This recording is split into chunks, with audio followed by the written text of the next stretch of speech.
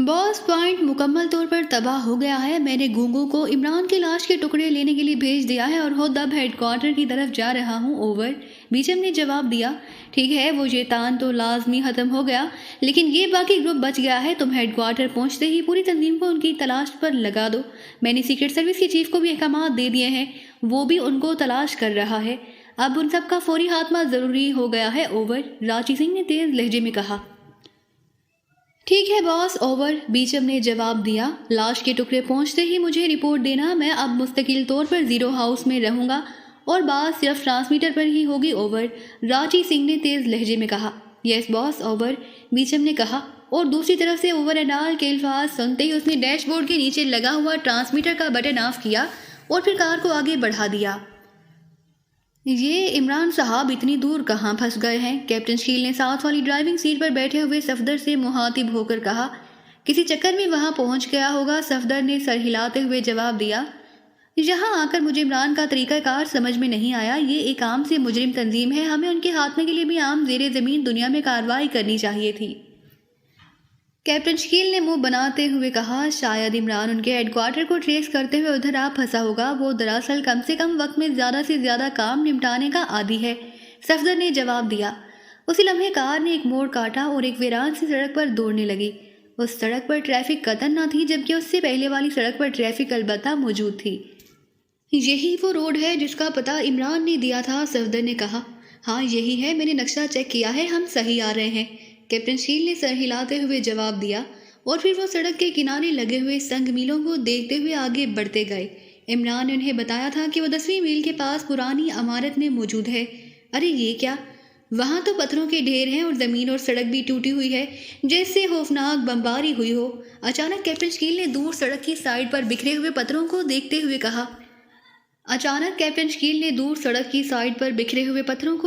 हुए कहा। और सफदर ने सर हिला दिया। वो भी अब उस ढेर को मार्क कर चुका था। फिर अचानक उन्हें उस ढेर में से 2 अफराद निकलते हुए नजर आए। उन दोनों ने किसी आदमी को यूं उठाया हुआ था जैसे किसी लाश को उठाते हैं। सफदर की कार अभी कुछ दूर थी। उन आदमी को देखते ही कैप्टन शील ने तेजी से कोट की जेब से रिवॉल्वर निकाला और उसी लम्हे सफदर ने उस ढेर में से 2 और अफराद बाहर निकलते देखे। खबरदार, जो भी है हाथ उठा ले, सफदर ने कार की ओट लेते हुए चीख कर कहा। कैप्टन शील भी कार की ओट ले चुका था, लेकिन उन चारों अफराद ने जैसे उनकी आवाज़ ही ना सुनी हो।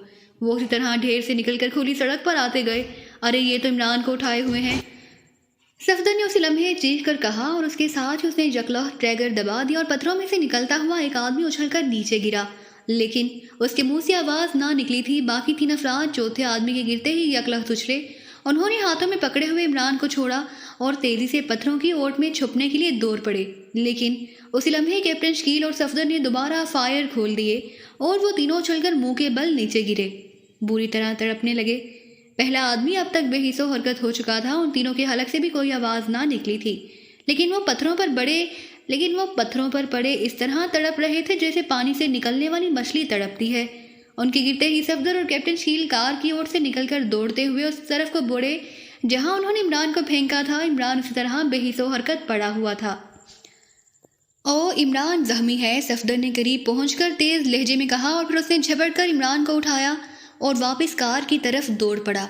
इमरान के जिस्म के कई हिस्सों से खून बह रहा था और उसको काफ़ी ज़रबात आई थी। वो चारों अफराद अब मुकम्मल तौर पर बेहिसो हरकत हो चुके थे, इसलिए कैप्टन शकील उनकी तरफ बढ़ने की बजाय सफदर के पीछे कार की तरफ दौड़ पड़ा, क्योंकि ताहिर इमरान के लिए खतरनाक भी हो सकती थी। सफदर ने इमरान को कार की पिछली सीट पर लिटाया और कैप्टन शकील भी उसके साथ ही उछलकर पहली सीट पर बैठ गया, जबकि सफदर ने जल्दी से ड्राइविंग सीट संभाली और कार को चलाकर तेजी से घुमाया और उसे पूरी स्पीड पर वापस दौड़ाने लगा। इमरान को जान का खतरा नहीं है, कोई हड्डी नहीं टूटी, सिर्फ जख्म है। उसकी ड्रेसिंग यहीं कहीं कर ली जाए, वरना अस्पताल पहुंचने तक तो बहुत सा खून बह जाएगा। पीछे मौजूद कैप्टन शकील ने इमरान को चेक करते हुए कहा और सफदर ने सर हिलाते हुए कार को दाएं हाथ पर मौजूद दरख्तों के घने जहीरे की तरफ मोड़ दिया। जहीरा खासा घना था और सफदर कार को काफ़ी अंदर लेता गया। बस ठीक है, यहीं रोक दो, खून तेजी से निकल रहा है, कैप्टन शकील ने कहा और सफदर ने कार को ब्रेक लगा दी। फिर उन दोनों ने मिलकर इमरान को कार से निकाला और घास पर लटा दिया। इमरान के दाएं कांधे और दाएं टांग पर हाथ से जख्म आए थे। جبکہ بائیں طرف کا جسم قدرے محفوظ تھا۔ اس کے سر پر بھی گھومٹ سا ابھرا ہوا تھا۔ کیپٹن شکیل اور صفدر نے جلدی سے عمران کی قمیض کو پٹیوں کی صورت میں پھاڑا اور پھر صفدر ان پٹیوں کو زخموں پر لپیٹنے لگا۔ ابھی وہ پٹیاں لپیٹ ہی رہے تھے کہ عمران کے جسم میں حرکت ہوئی اور پھر اس نے کراہتے ہوئے آنکھیں کھول دیں۔ عمران صاحب آپ زخمی ہیں اسی لیے لیٹے رہیں، صفدر نے تیز لہجے میں کہا، کیونکہ اسے معلوم تھا کہ عمران ہوش میں آتے ہی لاشعوری طور پر اٹھنے کی کوشش کرے گا۔ او تم پہنچ گئے، ویری گڈ، تبھی میں شاید بچ بھی گیا ہوں، ورنہ انہوں نے تو پوری عمارت ہی اڑا دی تھی شاید۔ عمران نے صفدر کے کہنے کے باوجود اٹھنے کی کوشش کرتے ہوئے کہا، زیادہ حرکت ٹھیک نہیں، زخم ہاتھ سے آئے ہیں۔ صفدر نے اسے واپس لٹانے کی کوشش کرتے ہوئے کہا، ارے اب تم تو مجھے لاش کی طرح نہ پڑا رہنے دو، جب تک میں حرکت کر سکتا ہوں حرکت میں رہنا اچھا ہوتا ہے، عمران نے کہا اور اٹھ کر بیٹھ گیا۔ اس کے چہرے کی سائڈ بھی چھیلی ہوئی تھی، لیکن میک اپ کی وجہ سے اصل جلد کو زیادہ نقصان نہ پہنچا تھا۔ آپ کو 4 افراد ان پتھروں کے ڈھیر سے نکال کر آ رہے تھے۔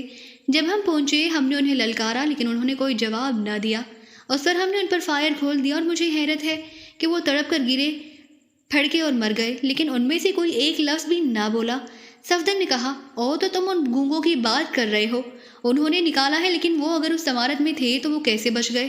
عمران نے اب اٹھ کر کھڑے ہوتے ہوئے کہا، گونگے؟ او تو وہ چاروں گونگے تھے، صفدر اور کیپٹن شکیل نے حیرت بھرے لہجے میں کہا۔ ہاں وہ چاروں ہی گونگے تھے، نہ جانے وہ مجھے نکالنے کیوں وہاں رک گئے تھے، شاید وہ لاش سمجھ کر مجھے نکال رہے تھے، عمران نے ہونٹ بیچتے ہوئے کہا۔ وہ اب لنگڑاتا ہوا کار کی طرف بڑھ رہا تھا۔ اگر وہ آپ کو نہ نکالتے تو شاید ہمیں پتہ ہی نہ چلتا کہ آپ ان پتھروں میں دبے ہوئے ہیں، صفدر نے کہا۔ قدرت بھی بعض اوقات عجیب انداز میں آدمی کی مدد کرتی ہے، جس طرح عمران صاحب کے جسم سے خون بہہ رہا تھا، اگر وہ گونگے انہیں نہ نکالتے تو یقیناً ہمیں معلوم ہونے کے باوجود کافی وقت لگ جاتا اور عمران صاحب کی زندگی خطرے میں پڑ جاتی، کیپٹن شکیل نے سر ہلاتے ہوئے کہا۔ میرے تصور میں بھی نہ تھا کہ یہ لوگ اس طرح پورے اڈے کو ہی تباہ کر دیں گے، میرا خیال ہے انہوں نے ٹائم بم لگایا ہوگا اور پھر وہ گونگوں کو وہاں چھوڑ گئے ہوں گے کہ دھماکے کے بعد وہ میری لاش یا لاش کے ٹکڑے نکال کر ان کے پاس لے جاتے۔ یہ تو اچھا ہوا کہ میں نے تمہیں پہلے ہی کال کر لیا تھا، عمران نے کار کی فرنٹ سیٹ پر بیٹھتے ہوئے کہا، اور صفدر اور کیپٹن شکیل نے بھی سر ہلا دیے۔ صفدر دوبارہ ڈرائیونگ سیٹ پر بیٹھ گیا تھا، جبکہ کیپٹن شکیل پچھلی سیٹ پر بیٹھ چکا تھا۔ سیٹ پر خون پھیلا ہوا تھا، اس لیے کیپٹن شکیل ایک سائڈ پر سمٹا ہوا بیٹھا تھا۔ اب کیا پروگرام ہے؟ صفدر نے پوچھا۔ پروگرام کیا ہونا ہے، واپس چلو، ابھی عمران کے زخموں کی ڈریسنگ ہونی ضروری ہے، کیپٹن شکیل نے کہا۔ نہیں، پہلے واپس اس جگہ چلو جہاں میرا مدفن بنایا گیا تھا، شاید کوئی اچھے اعمال وہیں پڑے رہ گئے ہوں، عمران نے مسکراتے ہوئے کہا۔ اس کے چہرے کا رنگ زرد پڑا ہوا تھا اور وہ کار کی سیٹ سے پشت لگائے بیٹھا ہوا تھا، لیکن اس کی آنکھوں میں وہی شوخی اور چمک تھی جو اس کا طرائے امتیاز تھا۔ عمران کی بات سن کر صفدر اور کیپٹن شکیل دونوں ہی بے اختیار ہنس پڑے اور صفدر نے کار آگے بڑھا دی۔ تھوڑی دیر بعد کار پتھروں کے اس اونچے ڈھیر کے پاس رک گئی۔ یہ علاقہ چونکہ شہر سے بے حد دور اور ویران جگہ پر تھا، اس لیے شاید اس قدر خوفناک دھماکہ کے باوجود پولیس کو اس کی اطلاع نہ ملی تھی، ورنہ پاجان کی پولیس پوری دنیا میں انتہائی فعال پولیس سمجھی جاتی تھی، وہ یقیناً اب تک یہاں پہنچ چکی ہوتی۔ اندر جا کر دیکھو، شاید کوئی کام کی چیز مل جائے، ایسی چیز جس سے بلڈ ہاؤنڈز کی نشاندہی ہو سکے، عمران نے کہا اور اس نے آنکھیں بند کر لیں۔ صفدر اور کیپٹن شکیل کار سے نیچے اترے اور پتھروں کے اس ڈھیر کی طرف بڑھنے لگے جہاں ابھی تک ان 4 گونگوں کی لاشیں پڑی ہوئی تھی۔ تقریباً آدھے گھنٹے بعد ان دونوں کی واپسی ہوئی۔ کچھ ملا؟ عمران نے انہیں واپس آتے دیکھ کر چونکتے ہوئے پوچھا۔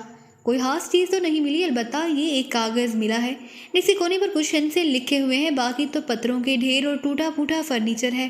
البتہ ایک جگہ سے پتھر ہٹے ہوئے تھے اور وہاں ٹوٹی ہوئی مشینری کے بے شمار پرزے بکھرے پڑے تھے۔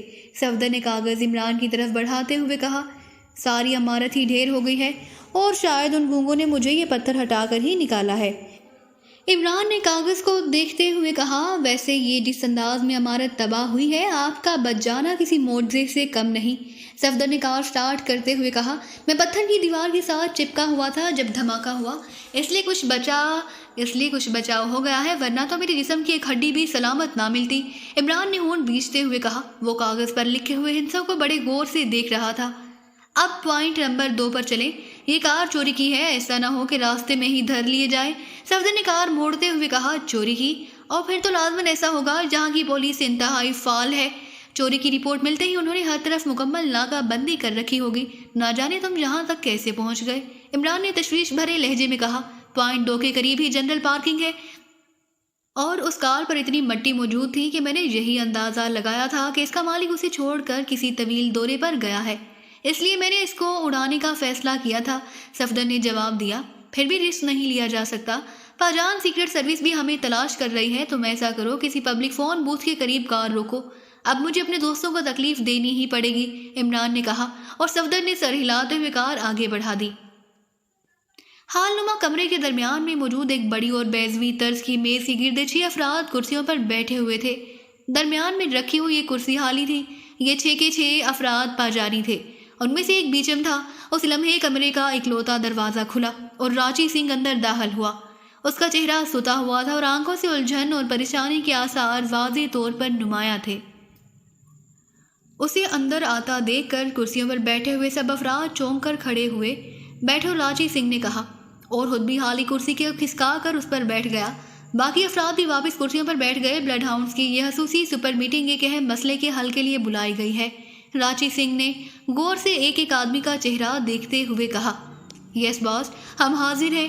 पास बैठे हुए कधेड़ उम्र लेकिन चमकदार आंखों वाले शख्स ने सर हिलाते हुए कहा।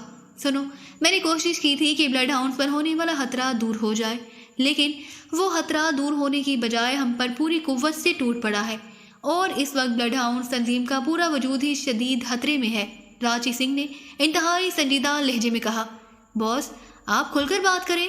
ब्लड हाउंड तंजीम को अचानक क्या खतरा दरपेश आ गया है? इंतहाई बाएं कोने पर बैठे एक भारी चेहरे वाले नौजवान ने हैरत भरे लहजे में कहा। सुनो, मैं पहले तफसीलात बताता हूँ, रांची सिंह ने कहा और फिर उसने शाओशिंग के अली इमरान को खत लिखने से लेकर आखिरी लम्हात तक सारी बातें तफसील से बताते हुए कहा। हमारा वो अहम अड्डा तबाह हो गया, बहुत कीमती काफिला तबाह हुआ, तंचन जैसा इंतहाई अहम साथी खत्म हो गया। अल्फ्रेड और 07 बार भी नज़रों में आ चुकी है, इसलिए वहाँ से तमाम मखसूस आदमी हटा लिए गए हैं।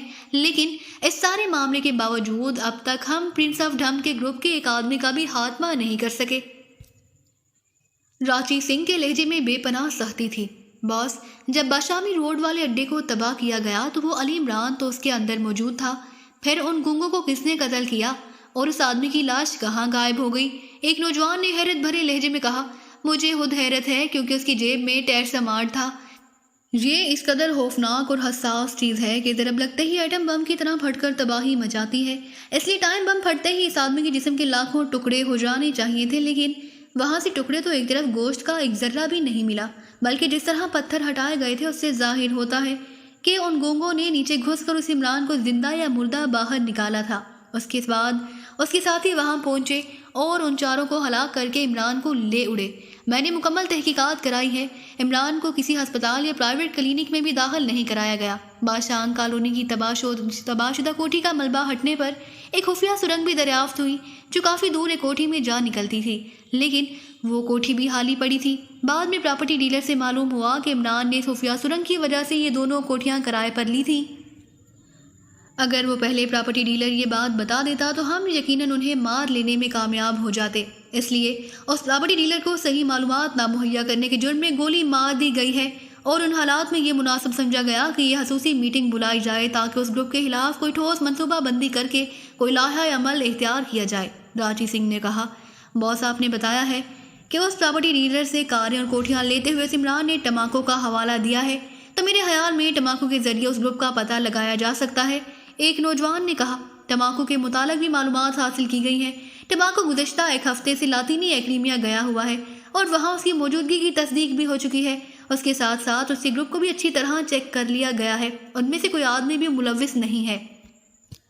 उस ग्रुप में मौजूद हमारे आदमियों ने इस बारे में हतमी रिपोर्ट दी है, रांची सिंह ने जवाब दिया। बॉस, सबसे पहले तो हमने ये सोचना है कि ये ग्रुप आइंदा क्या लाहा अमल इख्तियार करेगा।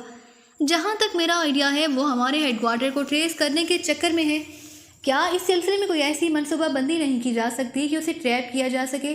उस अधेड़ उम्र आदमी ने रांची सिंह के पास बैठा था इंतहाई संजीदा लहजे में कहा। नहीं, हम हेडक्वार्टर को ट्रेस कराने का रिस्क नहीं ले सकते। वो इंतहाई शातिर और अयार लोग हैं। ऐसा ना हो कि वो ट्रेप भी ना हो सके और हमारा हेडक्वार्टर भी उनकी नज़रों में आ जाए, रांची सिंह ने सर हिलाते हुए कतई अंदाज में जवाब दिया। میری تجویز ہے جناب کہ ہم کسی آدمی پر آپ کا میک اپ کر کے اسے شہر میں گھمائیں۔ وہ لوگ آپ کو پہچانتے ہیں، اس طرح وہ یقیناً اس آدمی کو آپ کی جگہ سمجھتے ہوئے آپ کو اغوا کرنے کی کوشش کریں گے۔ اس طرح ہم انہیں پکڑ سکتے ہیں اور ان کا ایک آدمی بھی قابو میں آ جائے گا، تو پھر باقی گروپ کو آسانی سے ٹریس کیا جا سکتا ہے۔ ایک اور آدمی نے کہا نہیں، اس طرح بلڈ ہاؤنڈز کی دہشت ختم ہو جائے گی۔ تم جانتے ہو کہ زیر زمین دنیا میں خبریں کتنی تیزی سے پھیلتی ہیں۔ ہاں، البتہ ایک اور بات میرے ذہن میں آئی ہے کہ ہم خفیہ طور پر بار کی نگرانی کرائیں اور ہمیں ٹریس کرنے کے لیے یہ لازماً باروں میں موجود زیر زمین دنیا کو افراد کو چیک کریں گے۔ راجی سنگھ نے کہا ہو تو سکتا ہے باس، لیکن اس طرح کام بے حد طویل ہو جائے گا اور اس دوران زیر زمین دنیا میں یہ تمام خبریں پھیل جائیں گی اور بلڈ ہاؤنڈز کے لیے کاروبار کرنا بھی مشکل ہو جائے گا۔ پہلے بھی اس قافلے کی تباہی سے ہمارے متعلق بے شمار چہمگیاں ہو رہی ہیں، ہمیں تو کوئی فوری حل نکالنا چاہیے۔ بیچم نے کہا جو اب تک خاموش بیٹھا ہوا تھا۔ تو پھر تم بتاؤ کیا ہونا چاہیے؟ تمہارے ذہن میں کوئی تجویز ہو؟ راجی سنگھ نے ہونٹ بھینچتے ہوئے کہا بوس آپ ایسا کریں کہ ایک نیا گروپ تشکیل دیں جس کا لیڈر ہم میں سے کوئی ہو۔ یہ گروپ پرنس آف ڈھم کے نام سے مختلف باروں میں دنگا فساد کرنے اور عام گنڈوں کو للکارنے بلڈ ہاؤنڈ اس کا مقابلہ کرے، لیکن یہ فرار ہو جائے۔ مجھے یقین ہے کہ وہ 3 بار ایسا ہوتے ہی یہ گروپ لازماً اس نئے گروپ کے آڑے آئے گا۔ ہم اس گروپ کی نگرانی کر رہے ہوں گے، اس لیے ہمیں فوراً ان کا پتہ چل جائے گا اور پھر ہم انہیں قابو کر لیں گے اور اس طرح زیر زمین دنیا میں بھی بلڈ ہاؤنڈز کی واہ واہ ہو جائے گی اور ہمارا کام بھی فوراً ہو جائے گا۔ بیچم نے تجویز پیش کرتے ہوئے کہا مجھے اس سے اختلاف ہے باس۔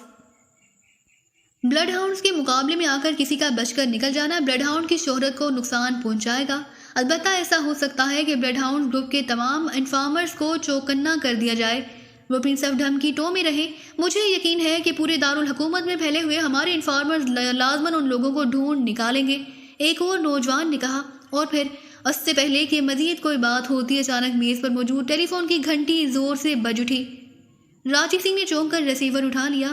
یس بلڈ ہاؤنڈز، راجی سنگھ نے کرخت لہجے میں کہا بوس میں ٹومی بول رہی ہوں 11:30 پوائنٹ سے میں نے ہیڈ کوارٹر کال کیا تھا، وہاں سے آپ کا یہ نیا نمبر دیا گیا ہے۔ دوسری طرف سے ایک نسوانی آواز سنائی دی۔ یس بات کیا ہے، فون کیوں کیا ہے؟ راجی سنگھ نے انتہائی کرخت لہجے میں کہا بوس میں اتفاقاً سوشیما سے ملنے گئی تھی، وہاں باتوں باتوں میں اس نے بتایا کہ کالگن کے کچھ دوست پاکیزہ سے آئے ہیں اور کالگن اس سلسلے میں بے حد مصروف ہے۔ مجھے پاکیزہ کا نام سنتے ہی فوراً خیال آیا کہ آپ نے مجھے بتایا تھا کہ پاکیزہ کے گروپ کے خلاف آج کل بلڈ ہاؤنڈز کام کر رہی ہے، اس لیے میں نے سوچا کہ آپ کو فوری اطلاع کر دوں۔ لڑکی نے جواب دیا او تم ناجن کلب والے کالگن کی بات کر رہے ہو؟ راجی سنگھ نے بری طرح چونکتے ہوئے پوچھا۔ یس باس، سوشیما اس کی بیٹی ہے، وہ میری سہیلی ہے۔ توجی کی آواز سنائی دی۔ سوشیما کو تمہارے متعلق تو معلوم نہیں کہ تمہارا تعلق بلڈ ہاؤنڈ سے ہے؟ راجی سنگھ نے تیز لہجے میں پوچھا۔ نو باس، ہم بچپن سے ہی سہیلیاں چلی آ رہی ہیں۔ سوشیما ایک خالص گھریلو لڑکی ہے اور میرے متعلق صرف اتنا جانتی ہے کہ میں کسی دفتر میں ملازم ہوں اور بس۔ توجی نے جواب دیا۔ ٹھیک ہے، اسے ہرگز کچھ معلوم نہ ہونے دینا، میں معلوم کرتا ہوں، راجی سنگھ نے کہا اور ریسیور رکھ دیا۔ باس، یہ کالگن تو آپ سارے دھندے چھوڑ چکا ہے، وہ تو بس کلب ہی چلا رہا ہے، کافی بوڑھا ہو چکا ہے۔ بیچم نے جواب دیا۔ کچھ بھی ہو، ہمیں فوراً اس کلیو کے متعلق مکمل معلومات حاصل کرنی ہے۔ اگر واقعی یہ وہی گروپ ہے تو میں اس پر قہر بن کر ٹوٹ پڑوں گا، راجی سنگھ نے کہا اور دوبارہ ریسیور اٹھا کر نمبر ڈائل کرنے شروع کر دیے۔ یس موبو اسپیکنگ۔ چند لمحوں بعد دوسری طرف سے ایک آواز سنائی دی۔ بلڈ ہاؤنڈ بول رہا ہوں، راجی سنگھ نے انتہائی کرخت لہجے میں کہا۔ موبو، یہ کالگن اس وقت کہاں موجود ہوگا؟ راجی سنگھ نے کہا۔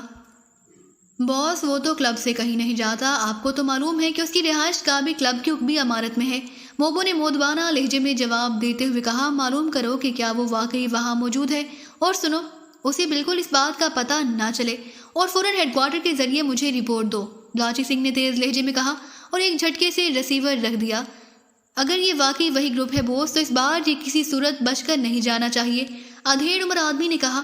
سوال ہی پیدا نہیں ہوتا، راجی سنگھ نے ہونٹ بھینچتے ہوئے کہا۔ اور پھر تقریباً 10 منٹ کی خاموشی کے بعد ٹیلی فون کی گھنٹی دوبارہ بج اٹھی اور راجی سنگھ نے جلدی سے ہاتھ بڑھا کر ریسیور اٹھا لیا۔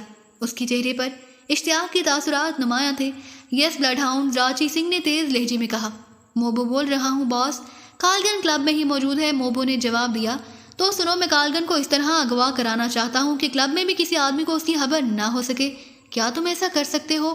راجی سنگھ نے تیز لہجے میں کہا۔